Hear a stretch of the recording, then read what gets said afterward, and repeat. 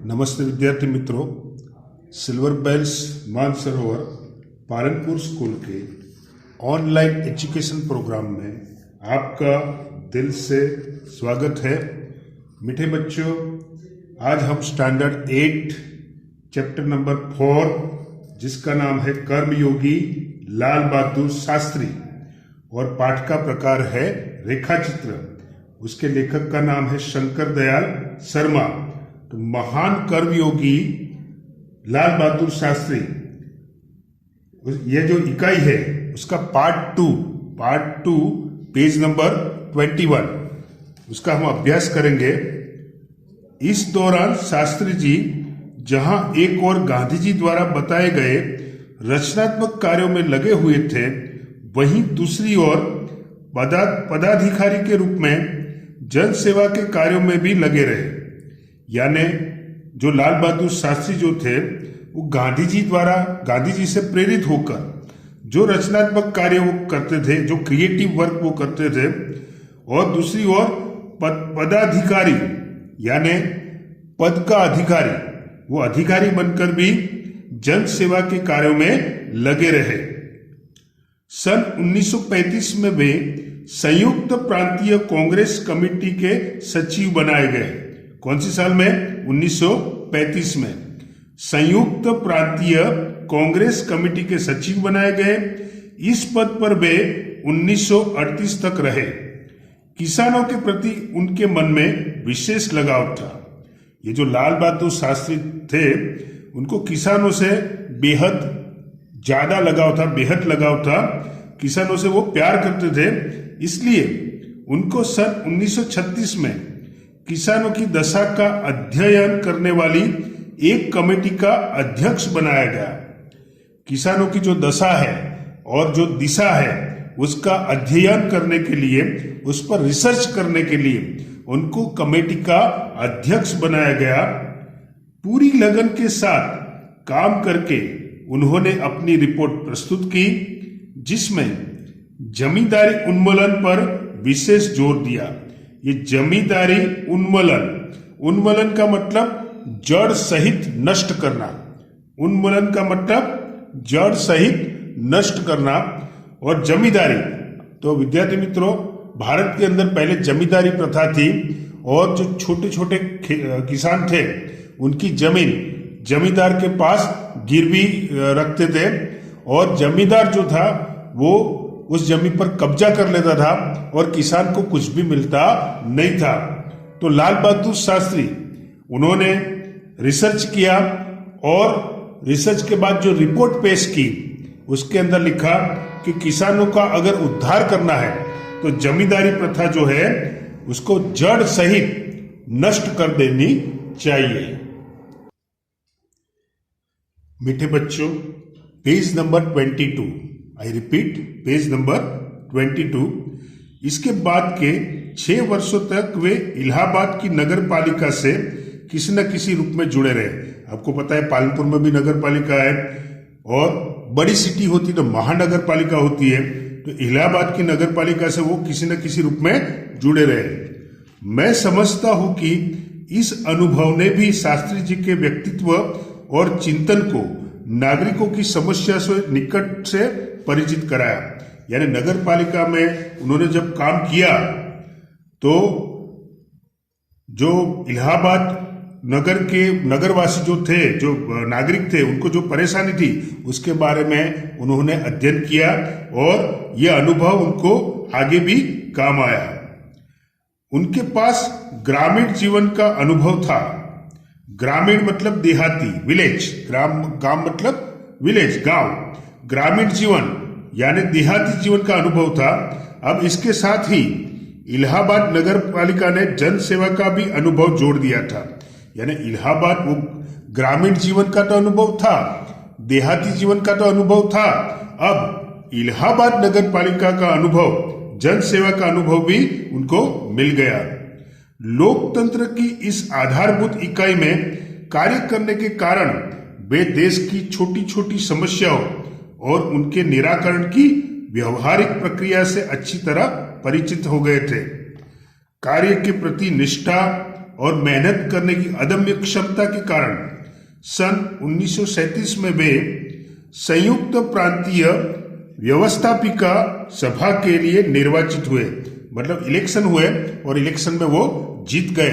निर्वाचित होना मतलब बहुमति से जीत हासिल करना। आई रिपीट, निर्वाचित होना मतलब बहुमति से जीत हासिल करना। तो कौन सी कमेटी? संयुक्त प्रांतीय व्यवस्थापिका सभा, उसमें वो निर्वाचित हुए। सही मायने में यहीं से शास्त्री जी के संसदीय जीवन की शुरुआत हुई, जिसका समापन देश के प्रधानमंत्री पद तक पहुंचने में हुआ। यानी ये संयुक्त प्रांतीय व्यवस्थापिका सभा में वो निर्वाचित हुए, मतलब उनका चुना हुआ बहुमति से वो जीत गए। उसके बाद से वो प्रधानमंत्री तक पहुंच गए। शास्त्री जी को भारतीय राजनीति की इतनी सही और गहरी पकड़ थी कि श्रीमती इंदिरा गांधी ने उन्हें अपना राजनीतिक गुरु मानते हुए कहा था कि उन्हीं के मार्गदर्शन में मेरा राजनीतिक जीवन शुरू हुआ। आपने श्रीमती इंदिरा गांधी का नाम सुना होगा, वो भी प्राइम मिनिस्टर थे। उन्होंने कहा था कि उन्हीं के मार्गदर्शन में, मतलब लाल बहादुर शास्त्री के मार्गदर्शन में मेरा राजनीतिक जीवन शुरू हुआ। मतलब जो लाल बहादुर शास्त्री है वो मेरे गुरु है। देश की आजादी के बाद उत्तर प्रदेश तथा केंद्र सरकार में शास्त्री जी भिन्न भिन्न पदों पर रहे। भिन्न भिन्न मतलब अलग अलग पदों पर रहे। उत्तर प्रदेश में उन्हें गृह मंत्री बनाया गया। यूपी, उत्तर प्रदेश में उन्हें गृह मंत्री बनाया गया। बाद में पंडित नेहरू के अनुरोध पर वे केंद्र में आ गए। पंडित नेहरू मतलब जवाहरलाल नेहरू, उन्होंने रिक्वेस्ट की तो वो केंद्र सरकार में आ गए। केंद्र में उन्होंने रेल और परिवहन, संचार, वाणिज्य, उद्योग और गृह जैसे महत्वपूर्ण मंत्रालयों में मंत्री पद संभाला। उन्होंने मंत्री पद कहाँ संभाला? तो रेल और परिवहन, संचार, वाणिज्य, उद्योग और गृह जैसे महत्वपूर्ण मंत्रालयों में मंत्री पद संभाला। कहने का मतलब अलग अलग मंत्रालयों में मंत्री पद संभाला। इन पदों पर रहते हुए शास्त्री जी ने अपनी जिस प्रशासकीय दक्षता का प्रमाण दिया, दक्षता मतलब कौशल्य, दक्ष होना मतलब होशियार होना, प्रवीण होना, क्लेवरेस्ट होना, तो दक्षता का प्रमाण दिया। प्रमाण मतलब सबूत। वह हमारे देश के लिए एक उदाहरण है। अपने मंत्रालयों के कार्यों में उनका दृष्टिकोण अत्यंत व्यावहारिक तथा सभी प्रकार की औपचारिकताओं से परे होता था। वे अपने को कभी भी अपने पद के कारण ऊंचा नहीं मानते थे। उनकी बड़ी सीधी सी धारणा थी कि वे जनता के शासक नहीं बल्कि जनता के सेवक हैं। तो ये आपको याद रखना है। लाल बहादुर शास्त्री अलग अलग मंत्रालयों में मंत्री पद संभाला। उनके पास बहुत सारे अधिकार भी थे, लेकिन उन्होंने हमेशा अपने आप को जनता का शासक नहीं बल्कि जनता का सेवक ही अपने आप को माना जाना। ऐसी भावना से कार्य करने के कारण उन्हें अपने मंत्रालय में तो लोकप्रियता मिली ही, साथ ही साथ सारे देश में भी लोकप्रियता मिली। इसी लोकप्रियता का परिणाम था कि पंडित नेहरू के निधन के बाद देश ने उन्हें प्रधानमंत्री के रूप में स्वीकार किया। वो इतने फेमस थे, वो इतने पॉपुलर थे कि देश ने उनको प्रधानमंत्री के रूप में स्वीकार किया। देश के इस महत्वपूर्ण पद पर रहते हुए केवल 19 महीने के छोटे से समय में उन्होंने जितनी सफलताएं और लोकप्रियता प्राप्त की वह एक उदाहरण है। उन्होंने 19 महीने शासन किया। प्राइम मिनिस्टर वो 19 महीने तक ही रहे, लेकिन 19 महीने में छोटे से समय काल में, टाइम लिमिट बहुत छोटी थी, लेकिन उन्होंने जो बड़े बड़े कार्य किए, जो देश हित के लिए बड़े बड़े कार्य किए, उसको हम आज भी याद करते हैं। शास्त्री जी के सामने अपना उद्देश्य बिल्कुल स्पष्ट था। यानी बहुत सारे व्यक्तियों में उद्देश्य, अपना लक्ष्य स्पष्ट नहीं होता है, लेकिन शास्त्री जी का उद्देश्य बिल्कुल स्पष्ट था। वो क्लियरिटी में मानते थे, क्लियर चित्र था कि मुझे क्या करना है। उनको जरा भी कंफ्यूजन नहीं था, उसमें किसी प्रकार का धुंधलापन या भटकाव नहीं था। अपने लक्ष्य के प्रति जरा सा भी धुंधलापन या भटकाव नहीं था। आगे देखते हैं। वे हमारे देश के अत्यंत महत्वपूर्ण पदों पर रहे और इन पदों पर रहते हुए स्वाभाविक रूप से वे अधिकार संपन्न भी थे। यानी बड़े बड़े पदों पर वो आसीन रहे, और बड़े पद पर रहते हैं तो फिर कुछ अधिकार भी मिलते हैं, और अधिकार का उपयोग भी वो बहुत सारे लोग करते हैं। लेकिन उन्होंने हमेशा आत्मसंयम से काम लिया तथा अधिकारों से अधिक कर्तव्य को तरजीह दी। तरजीह इसको बोलते हैं टॉप प्रायोरिटी इंग्लिश में, या फिर प्राधान्य। तरजीह मतलब प्राधान्य, इंग्लिश में हम टॉप प्रायोरिटी कह सकते हैं। तो अधिकार तो उनके पास था ही, लेकिन अधिकार की जगह उन्होंने कर्तव्य को टॉप प्रायोरिटी दी। शायद इसीलिए शास्त्री जी इतने अधिक लोकप्रिय भी हो सके। उन्होंने अलीगढ़ मुस्लिम विश्वविद्यालय के दीक्षांत समारोह में 19 दिसंबर 1964 को छात्रों को संबोधित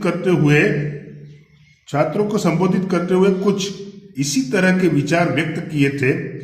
आपके भविष्य की मंजिल चाहे जो कुछ भी हो, आप में से प्रत्येक को यह सोचना चाहिए कि आप सबसे पहले देश के नागरिक हैं।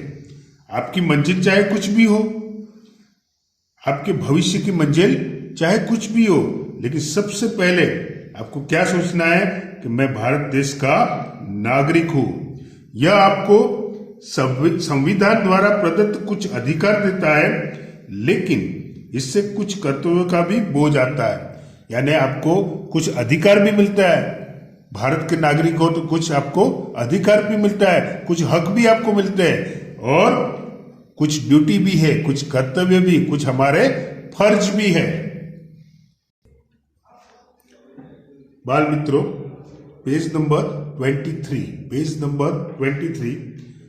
देश प्रजातांत्रिक है जो निजी स्वतंत्रता देता है, लेकिन इस स्वतंत्रता का उपयोग एक व्यवस्थित समाज के हित में स्वेच्छा से लगाए गए प्रतिबंधों के तहत होना चाहिए। देश प्रजातांत्रिक है मतलब लोकशाही है। लोकशाही में हमें बहुत सारे हक भी मिलते हैं, लेकिन उसके साथ साथ हमारी कुछ ड्यूटी भी है, हमारे कुछ कर्तव्य भी है। हमको कर्तव्य याद रखना है, हमको स्वतंत्र होना है, लेकिन स्वच्छंद नहीं होना है। हमको भारत माता के हित के बारे में सोचना चाहिए। अधिकार, कर्तव्य और आत्मसंयम के बारे में यह अत्यंत महत्वपूर्ण बात शास्त्री जी ने कही थी, जिसे आज याद रखने की जरूरत है। यानी भारत देश आजाद तो हुआ, लेकिन अगर सचमुच में आजादी हमको चाहिए, सचमुच जो शहीदों ने अपने प्राण न्यौछावर करके हमें आजादी दी है, लेकिन देश स्वतंत्र तो हुआ है, लेकिन स्वच्छंद नहीं होना चाहिए। हमें हमारे नागरिक, हम जो भारत के नागरिक हैं, हमें कुछ हक मिला है, कुछ अधिकार मिला है, तो सामने हमारे बहुत सारे कर्तव्य भी है, तो हमें अपने कर्तव्य को भी याद रखना है। ओके, आगे शब्दार्थ दिए हैं। दायित्व अर्थात जिम्मेदारी, निष्काम, बिना फल की अपेक्षा, अनासक्त, समर्पण, सौंपना, अर्पित होना, समन्वय इसका मतलब होता है संयोग, निहित, भीतर रहा हुआ, अंतर्गत। नेक्स्ट, आस्था इसका मतलब है श्रद्धा, विश्वास। नेक्स्ट, विरासत इसका मतलब है उत्तराधिकार, गुजरात में वारसो भी उसको बोलते हैं। आह्वान, ललकार या फिर चैलेंज, चुनौती। उन्मूलन इसका मतलब होता है जड़ मूल से नष्ट करना। नेक्स्ट दक्षता, इसका मतलब होता है निपुणता। तरजीह, तरजीह ये उर्दू शब्द है, इसका मतलब होता है प्राधान्य, अग्रिमता। प्रदत्त, इसका मतलब होता है दिया हुआ। निर्वाचित, इसका मतलब होता है चुना हुआ। दीक्षांत समारोह, इसका मतलब होता है विश्वविद्यालय को प्रमाण पत्र देने का उत्सव। फिर से दीक्षांत समारोह, इसका मतलब होता है विश्वविद्यालयों का प्रमाण पत्र देने का उत्सव। तो विद्यार्थी मित्रों, पेज नंबर 23 पर अभ्यास दिया है। देखो आप अभ्यास में क्वेश्चन नंबर 1 बराबर ध्यान से देखना। पेज नंबर 23 पर अभ्यास दिया है। उसमें क्वेश्चन नंबर 1, उसमें कथनों का आशय स्पष्ट कीजिए। उसमें आपको सिर्फ 1 लिखना है। शास्त्री जी को निष्काम कर्मयोगी कहना अधिक उचित है, इसका मतलब आपको अच्छी तरह से समझाना है। और अभ्यास में आप देखो क्वेश्चन नंबर 4, निम्नलिखित परिच्छेद का शुद्ध रूप से अनुलेखन कीजिए। यानी ये जो पैराग्राफ दिया है, वर्तनी को ध्यान रखना है, विराम चिन्ह को ध्यान रखना है और अच्छी राइटिंग से जैसा है वैसा ही आपको अपनी नोटबुक में लिखना है। बाल मित्रों, पेज नंबर 24, उसमें स्वाध्याय दिया है। स्वाध्याय में क्वेश्चन नंबर 1, प्रश्नों के उत्तर लिखिए। उसमें 1 2 3 4, 1 2 3 4 उसके आंसर आपको हिंदी होमवर्क की नोटबुक में आपको लिखना है। और लास्ट क्वेश्चन है आपका क्वेश्चन नंबर 3, इस इकाई से हम लाल बहादुर जी के जीवन में से कौन कौन से सद्गुण ग्रहण कर सकते हैं, इसका आंसर आपको लिखना है। तो बाल मित्रों, इसकी पीडीएफ भी आपको मिल जाएगी। जो लाल बहादुर शास्त्री इकाई है उसमें से हमको कर्म ही ईश्वर है, कर्म ही पूजा है, वर्क इज वर्शिप। हमें अपने कर्म को निष्काम भाव से करना चाहिए और हमें अपना 100% बेस्ट देना चाहिए और जीवन को सद्गुणों का, गुणों का गुलदस्ता बनाना चाहिए। यह प्रेरणा हमको मिलती है। तो बाल मित्रों, मीठे बच्चों, थैंक यू, आभार, धन्यवाद।